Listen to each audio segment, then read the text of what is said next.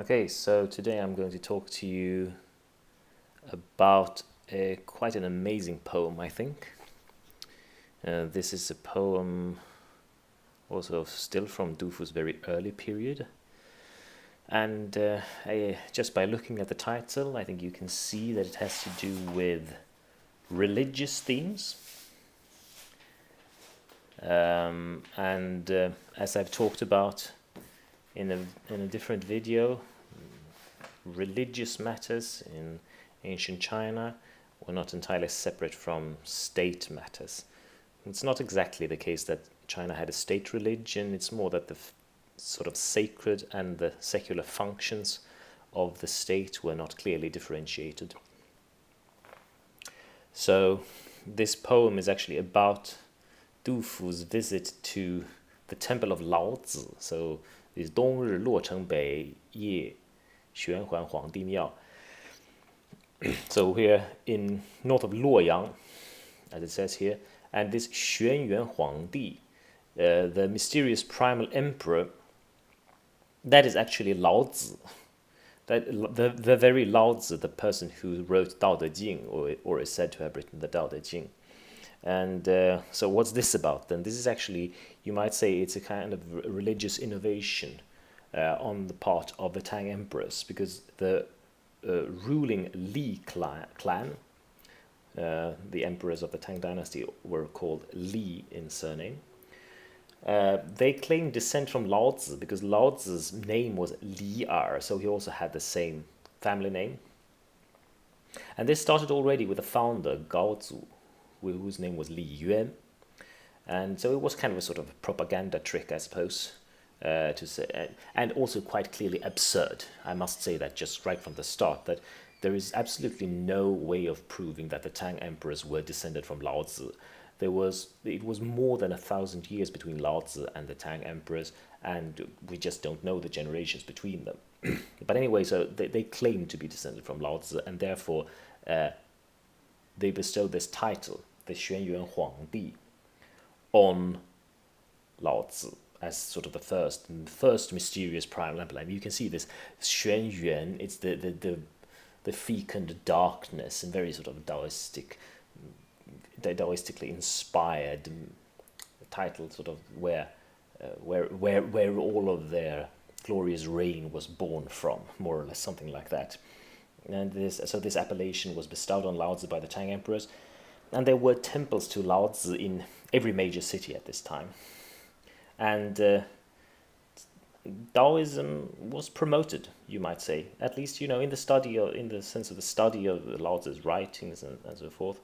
And you can say that Taoism during this period was in a way fused with what is sometimes sloppily referred to as the imperial cult, the ancestral cult of the emperors. And we think that this is probably written in the winter of 749. So it's still before the breakout of the Anlushan rebellion. And formally speaking, this is also a form that I don't think we have encountered so far in these videos that I'm making. So this is what's called a pailü. A pailü is basically a long form lü shi. So a lü shi is always 8 lines, of course. And a pailü is constructed so that you take the two parallel lines as you are all probably aware, in a traditional lü shi, 8-line lü shi, the two middle couplets have to be parallel. They have to be parallel constructions in them. So a pailü is basically constructed by adding more and more and more and more of these parallel lines. So all of the couplets here are parallel. There's parallel constructions in all of them. Actually, the first one is also a parallel construction. So only the last couplet in this poem is not a parallel construction. This is just a classic example of a pailü. And this is quite an amazing poem, I must say. I just love these whenever Du Fu takes on religious themes. This religious aspect of the Chinese culture is something that interests me extraordinarily a lot. and I think he just writes about it in a magnificent way. Though among all of his poems that deal with this one, I mean, this is not my favorite. It's somewhat heavy-handed, I must say, actually, and we will see what I mean by that, because we have to go into quite a lot of vocab here. There's just tons and tons and tons of allusions and strange vocabulary in this poem, so I expect that this will be quite a talk. But you have nothing against that, I suppose. So the title, I've already gone through that. 冬日洛城北謁. Ye is a funny word. It means basically to enter in front of a superior. So when Du Fu visits the temple, he uses this verb as a term of respect, an address of respect. Okay, so let's get started with this, shall we? 北极玄都壁，凭空，凭虚，近欲长. I always, in my mind, I read this as 凭空. Of course, it has to be 凭虚. It says 凭虚 very clearly. 北极玄都壁，凭虚近欲长. So this is all. If you look at the first line first, of course, you see already what I mean. There's such a strange vocabulary here. This is all symbolic language. Stephen Owen, our translator, he really sort of gets on with it here. For the pole star's counterpart sacrifice. I don't know where he gets this from. 北极. This is, the Ji here is the pole star. So 北极 means sort of, or the pole, actually. The pole. This is the North Pole. Ji is the pole.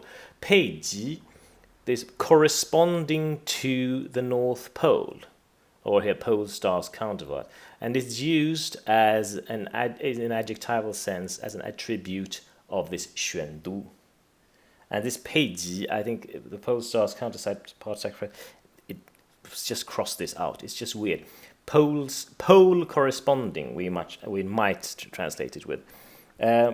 This may refer to the fact that the temple, as we know, is to the north of Luoyang. Because these geographical details, they always had symbolic significance at holy sites. And here, Lao Tzu is revered as one of the top deities. So he's like the most ancient emperor and so forth. So it might also be like, in a symbolic sense, it is the counterpart or the corresponding to the pole in that sense, as that Lao Tzu is the pole of all the other generations of the Li clan, and thereby also all the emperors of the Tang dynasty. Xuandu, what is that? The dark capital. Here we are in the realm of mystical terminology. So this is said to be a location on top of the highest heaven in Taoism. It's the home of the most ancient, the most august spirits. The dark capital. Dark is xuan. It's this. I think originally it refers to some kind of black-red color, but usually this has a really clear aura of Taoism about it. This mysterious darkness, the dark that is also a fecundity, that is xuan. 北极玄都壁. So what about this character then? Oh, there's just no end of it, and we're just in the first line. In vocabulary terms, this bi, I think it's actually the same as the more common bi, guan bi, the bi, with a little cai in the middle. But this character, it's unusual, and it almost inevitably carries the association to the poem Bi Gong in the Shi Jing, which it's like, what does it say? Bi Gong You Xu, and so forth. The closed temple is quiet and still, something like that. But bi in itself, it just means closed, but it has this, because there is this poem in the Shi Jing about a temple, and then therefore this bi here, it means rather sort of deep and quiet, not just closed type, but also deep and quiet. That is a sort of, he opens just bam with this rather magnificent line, I must say, though it takes some unpacking, and then it just goes on. Ping Xu, I think actually, I had in my text was 平高. So I'm just really sorry about that. I just copied this from the internet, and in my book it says 平高, which it doesn't really make any sort of great difference, but resting on heights corresponds better to 平高. Yeah, so 平高, 禁欲长. 禁欲, that's what's translated here as stockade, forbidding entrance. Yeah, 禁, so forbidding entrance, and 欲 is the stockade. In my edition, actually, this is without this bamboo radical on top, but this is what it means, and it makes it much easier if the bamboo radical is there. Stockade. Yeah, this yu either means a ruler's forbidden enclosure, like a park or something like that, or exactly here, the stockade is sort of the physical barrier around it. And since it's described as a chang here, it really has to be the stockade. So, yeah, the barrier. Okay, let's not get hung up on that. Just on the first line. The second line there. 手挑严距离，长节正非常. So, a tiao, the Owen doesn't even translate it. Tiao is a shrine of remote ancestors. So in the case of an imperial clan, that would likely mean anything that comes before the dynastic founder. So it could be the temple of the first ancestor, something like that. 守条, to watch over, to guard, the 条. And thus it's also a title for the guards of the temple. So the 守条 means the guards, the 条's keepers, the temple's keepers. 严距离, strictly possess, have ritual. Yeah, they have it to, ju means have to the required degree, and li, of course, is ritual propriety. 长节正非常. 节, controller of credentials, like something from a website. 长节. 节 are the tallies. They used to break sticks in two and use the these two parts, which of course have a unique crack in between them, as a form of identification. So 长节is to take care of these credentials. The controller of credentials is a parallel construction to the 守条, the 长节. So this is also a person.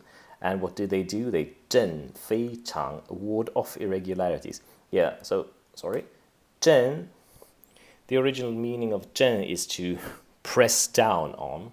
So therefore, by extension, it's also to cause something to be peaceful. And 非常,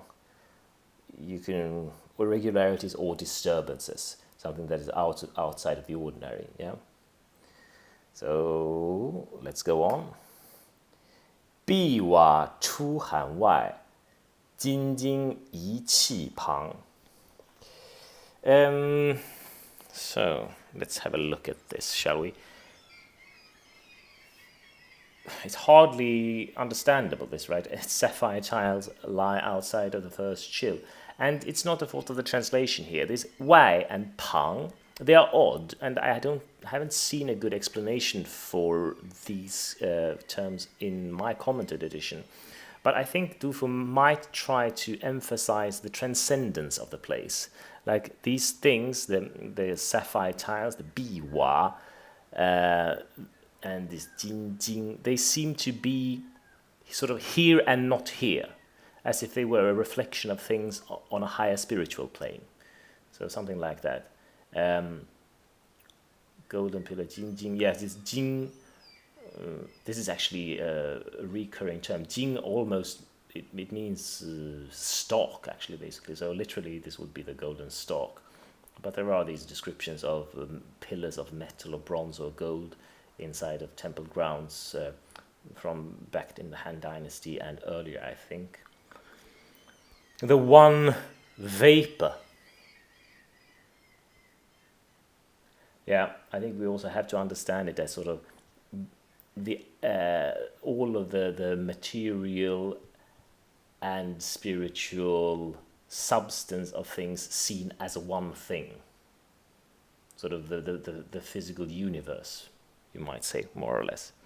And the Jinjing, this here, the golden pillar, seems to be beside of this. So it's extremely transcendent. It gives you an extremely transcendent feeling. 山河拂袖抚，日月尽雕梁. Very majestic, these Fu and Jing. Mountains and rivers support finely wrought windows. Yeah, so wrought, it actually says embroidered, but of course we have to understand that finely wrought windows. They are so finely wrought that they seem to be embroidered. And it seems as if the mountains and river are there to support them, so that they rest on mountains and rivers. So we are very high up, and so high up that the sun and moon are close to the carved beams. Majestic, isn't it? 千里盘根大，依兰熠夜光. This is surely not things that Dufu sees in the actual place. Partly, you can say Yilan, the splendid orchid. It's winter. We know that it's winter. He said it in the title of the poem. Instead, this is a great mass of poetic allusion just crammed into these 10 characters, and we have to talk about it at some length. So let's just start with the Xian Li. Xian Li, of course, the first thing is that Li is a plum. Yeah, that's what it means, the literal significance. But this is also the character Li, that of the Li imperial clan, and also the family name of Lao Tzu. So Xian, here it obviously refers to that, the immortal plum. And the immortal plum tree, there's stupid stories about this. There's a story of how Lao Tzu, he was born under a plum tree, and he was born and he could talk already, and he just told his mom to give him that family name because I was born under a plum, so I need to be called Mr. Plum. Yeah, whatever. Anyway, we understand that this has to be a reference to Lao Tzu. 千里盘根大. It's the coiling roots of the plum tree are large. It's a metaphor for the family. And it goes on here. 依兰熠夜光. The splendid orchid's huge leaves shed light. Yes, one thing at a time here. Splendid orchid first. So 依兰, it can refer to two things. The first is that there's an old melody that's called Youlang or Yilang, and which is said to be written by Confucius in his frustration over his lack of success, basically. And there's actually, I think the oldest manuscript of written music in the world is for a piece, perhaps not the original piece, but a piece for Gu Qing called Youlang or Yilang. So there is a piece of music that's actually called this. And so it was said to be written by Confucius, and that Confucius, he passed through a secluded valley and he saw an orchid blooming there, and his comment was something basically like, the orchid should be the perfume of kings, but here, it's growing with all these simple plants and so on and so forth. So we have the association of the royal house here. The Yi Lan is the perfume of kings. And that becomes even stronger because there's another story of the great Emperor Wu of the Han Dynasty, perhaps the greatest emperor of the Han Dynasty, or at least in a sort of political sense, and perhaps not in a moral sense, but who was born in a palace hall which was called the Yilan Dian, which was obviously called that because of the story about Confucius. So Yilan, that's all the associations that you can cram into the splendid orchid. It's Yi Ye. So Yi Ye is also really clever actually, because this E does not just mean huge or large. There's a word called Yi Shi. So 世界的世, Yi Shi, which means many generations or generation after generation. And Ye, this Ye, it means leaf, but it was also frequently used exactly as shi, as in generation. It's sort of as if every generation was a leaf. So the layered generations of the orchid, the splendid orchid, shed light, or are light, or in themselves light. So it's sort of as we have to understand that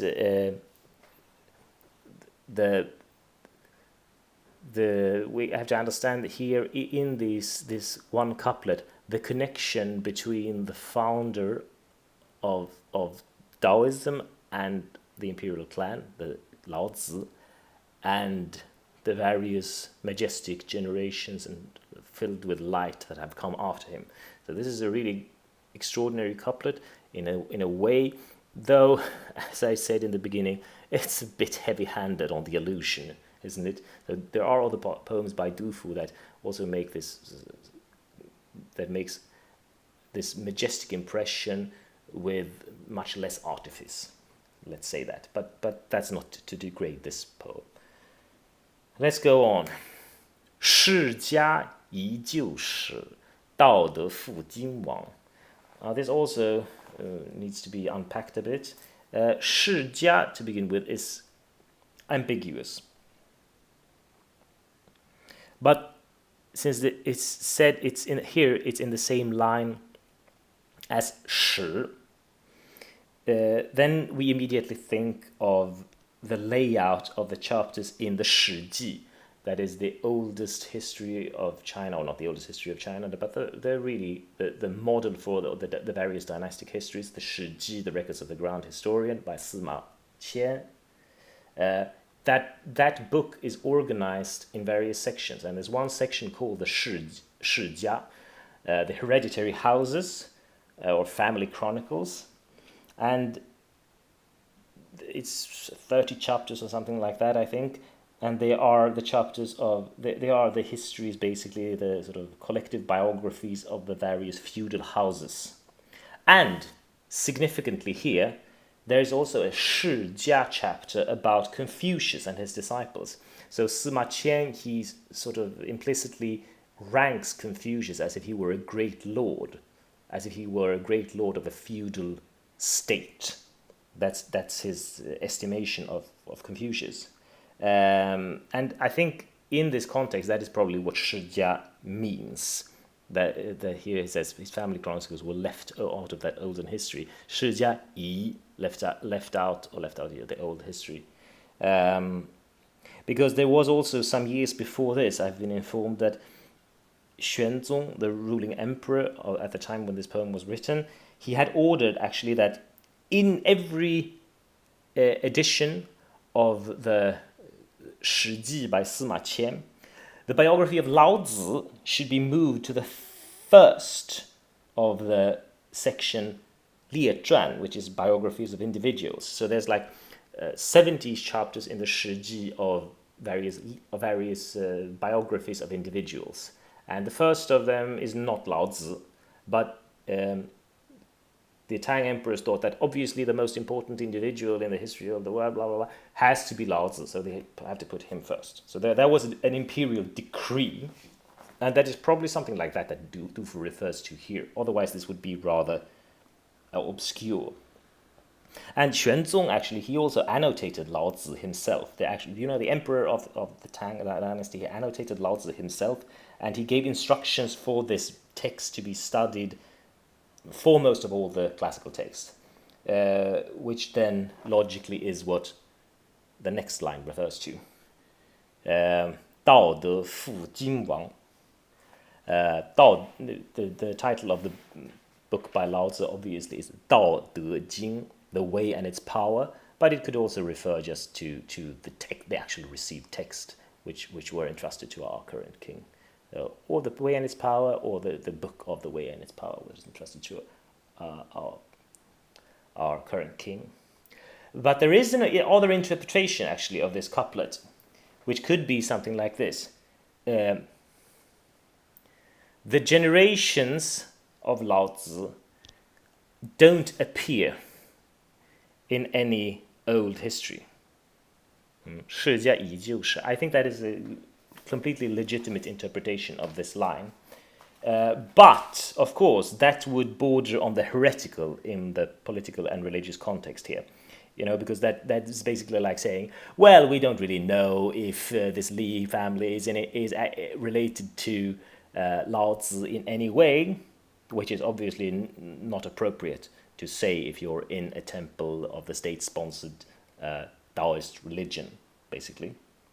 But it could, because of this ambiguity, reasonably, it could have been intended as a sort of veiled criticism of the quote-unquote innovation of worshipping Lao Tzu. Although I don't know if that is a correct interpretation, but it's been forwarded many times actually in connection with this poem. So I thought I should mention it. Okay, and let's go on. 画手看前辈，无声缘擅长. There is an original footnote actually to the title of this poem, which says that inside of the temple there were paintings of the various emperors by the great painter Wu Daozi, and that is what Wu Sheng refers to here. I consider the former generations of master painters, Hua Shou, kan qianbei, yeah. Master Wu dominates the field by far. Who is this Master Wu then?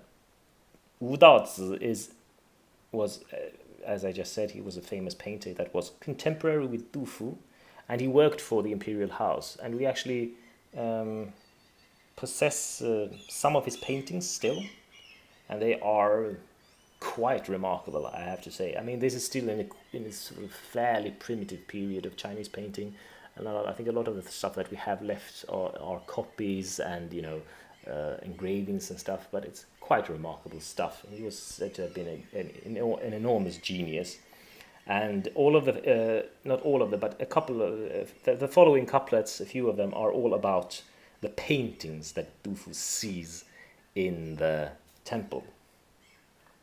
无声缘擅长, yeah, dominates the field by far. 擅长 dominates the field. Yeah, something like that. I mean, 擅 means to possess all of something or take all of something, and possess the whole field, be the king of the stadium, something like that. Dominates the field by far. By far, exactly. Yuan. That is exactly right, that translation. And here's still about the painting then. 森罗一地轴，妙绝动宫墙. Senluo, the dense array. Yeah, so basically the throng of things that are being displayed in the painting. These 一地轴, they supposedly, budge the Earth's axis, which, yeah, exactly, that's what it means. Supposedly then from the sheer mass, mass of all those things, make the axis of the Earth move. 妙绝动宫墙. Yes, nothing really to comment on there. And it goes on, still about the paintings. 无圣连龙滚，千官列焰行. This Wu Sheng refers to 5 sage rulers. It's all the 5 emperors of the Tang dynasty that preceded Xuanzong. And they were all given various posthumous titles which had this character Sheng in them. And here they're all painted. The whole family tree, you might say. Long Guan is the ceremonial dress of the emperors. So here we have 5 great paintings of the 5 emperors preceding Xuanzong.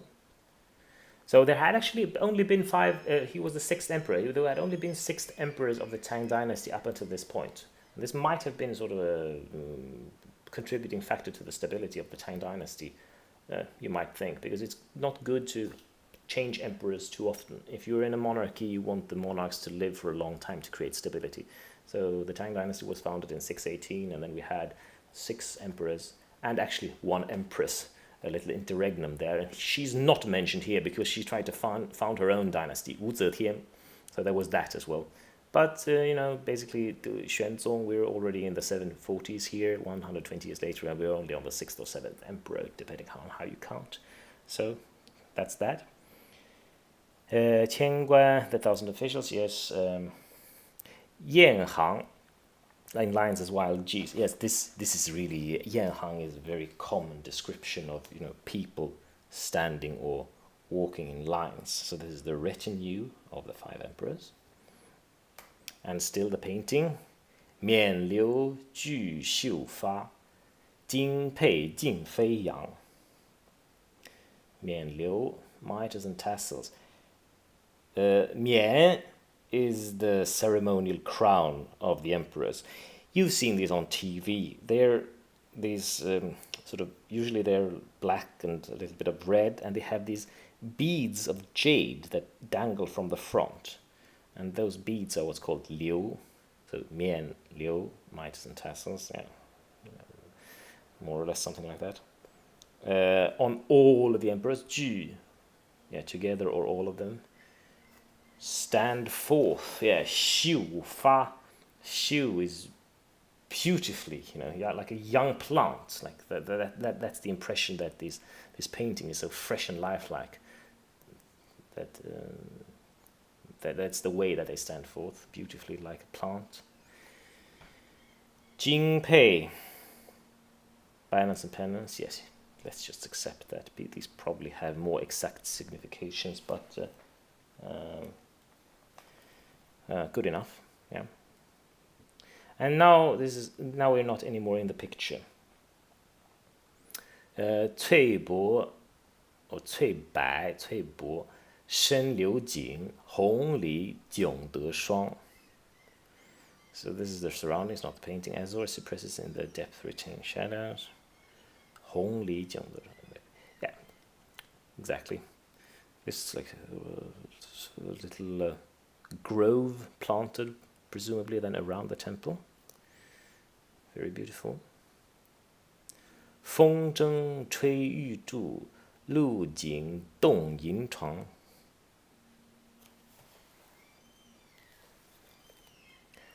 Feng zheng, of course, is the modern word for kite. Here it's not kite, it means zheng for the wind. So a zheng, of course, is a gu zheng, this stringed instrument with lots of strings, which is still played in Chinese traditional music today. And here it's translated as the Aeolian harp. I just think these translations,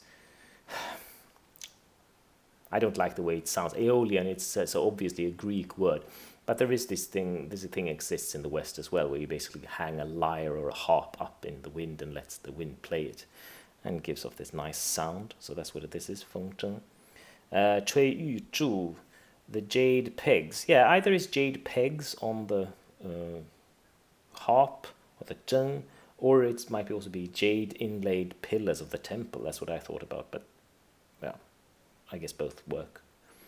露井动银床. Most commentators think that this chuang here refers to the sort of the edge of the well, and that this would be wrought in silver in some way or another. A lu jing would then be an open well, yes, as it says here.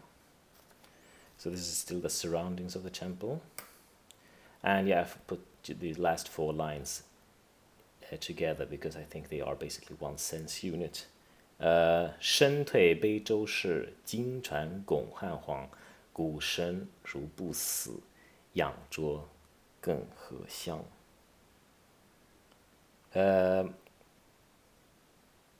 身退, he withdrew. 悲州市, he been humble in the house of Zhou. Yeah, I mean, Lao Tzu, he was personally a minor figure during the Zhou dynasty when he lived, but his work was worshipped by the Han emperors. This is a historical fact. Some of the Han emperors, at least, because it's known that the emperors Wendi and Jingdi were very influenced by Taoism, it was actually because of the so-called Empress Dou. She was the mother of the Emperor Wen. No, she was the wife of the Emperor Wen, and she was the mother of the Emperor Jing. And these 2 emperors in the early part of the Han Dynasty, they are basically they are reckoned by most people to have been the best emperors of the Han Dynasty. It was sort of the best time to be alive during the Han Dynasty. And then came the long reign of Emperor Wu, where China expanded so immensely in all directions. But Empress Dou was a Taoist, and it was the best time of the Han. And yeah, you could say that here, really, Lao Tzu, his influence dominated here for a while. So even though he wasn't much of a person in the Zhou dynasty, his Jing Chuan, his classic, was transmitted and received with clasped hands by the Han Emperor. Yeah, something like that. I mean, gong means to, clasp your hands together and bow a little bit like that. And that is what happened. What happened to it by the Han emperors. And then it goes on to say, 古神如不死. 古神, this is we have the quotation here, the spirit of the valley does not die. This is a quote from the Dao De Jing, 古神不死. And it means, now I don't remember this word in the original, let me think for a minute. Something with 玄牝. The spirit of the valley does not die. It is called the dark female. Basically, that is the context. So the dark female is basically the spirit of generation, sort of an image of the mysterious nothing where everything is born from. This immense fecundity that we cannot give a name to because it remains always beyond our understanding. And in the Dao De Jing, this is called like Gushen, the spirit of the valley. But here, actually, oddly, it seems to refer more to Lao Tzu's spirit, like his personal spirit. If the spirit of the valley, if Lao Tzu's spirit does not die, then where else should he be nourishing his simplicity except here? He xiang, in what other land? Yang zhuo, yeah, of course. Zhuo means simplicity or even stupidity. And the Lao Tzu, the Dao De Jing, is full of these paradoxes where stupidity is intelligence, strength, weakness is strength, and so on. And Yang Zhuo, this is obviously one of these terms for Taoist spiritual practice. So if the spirit of the valley is not dead, we know that it isn't from the classic, then it has to be here that we should be, where we should nourish and cultivate our own simplicity. Because it seems to follow, doesn't it, from these first two lines, that Lao Tzu's influence was nothing here, it grew during the Han emperors, and here it's like state religion. And you can see, the whole beautiful poem here and all the descriptions and the various paintings inside. I mean, where would the spirit of Lao Tzu want to be if not in this magnificent temple? So that is basically the end point of this poem. Isn't it magnificent? And I also have to comment on one thing, because my commented edition is full of these people from all centuries of China saying that this is not a poem of praise, it's not to be read straightforwardly, it's to be read as criticism of the emperor's stupid worshipping of the Lao Tzu as the forefather of the Li imperial clan. I mean, obviously, it was bullshit to say that Lao Tzu was the ancestor of the Li imperial clan. Everyone knows that this is extraordinarily stupid, and probably intelligent people like Du Fu knew that it was doubtful even back then. But that's not the point, right? Everyone knew it was stupid. Everyone, ever since the Tang Dynasty, has said that, like, how? I mean, this was dumb, basically. But I think Du Fu, he really does accept this as an integral part of the religious and political milieu where he lives, and it's not like it was a recent innovation of Xuanzong. I mean, Xuanzong did annotate the Lao Tzu, and he was personally very interested, which perhaps was not the case for all the Tang emperors. But this idea that Lao Tzu was their forefather, it had been there all along. So it's really an established thing. It's not an innovation at all at this point. So it seems really quite strange to say that this necessarily has to be criticism. And also, if it is criticism, where is the criticism? I mean, you can't just say that it's criticism because it should be criticism, because you have a sort of doctrinal idea about that. The only thing which I mentioned already is this couplet, right? 诗家以旧史，道德复今往, which could be seen, if you read it like the devil reads the Bible, you could see it as a criticism. But in the context of the whole poem, I don't really hear this as criticism, and I don't think it's meant to be criticism. I think it's meant to be Du Fu meditating on the splendor of this temple and its symbolic significance, and putting this into this magnificent language, which is so rich in allusion and beautiful vocabulary and rhythmic parallelism. So I think, thank you, Du Fu, for a wonderful performance, and I don't think your doctrinaire critics are right in this particular case, at least. So that was quite a talk about quite a poem. I hope you enjoyed it, and I'll be back soon with more of the same. Thank you so much, and bye.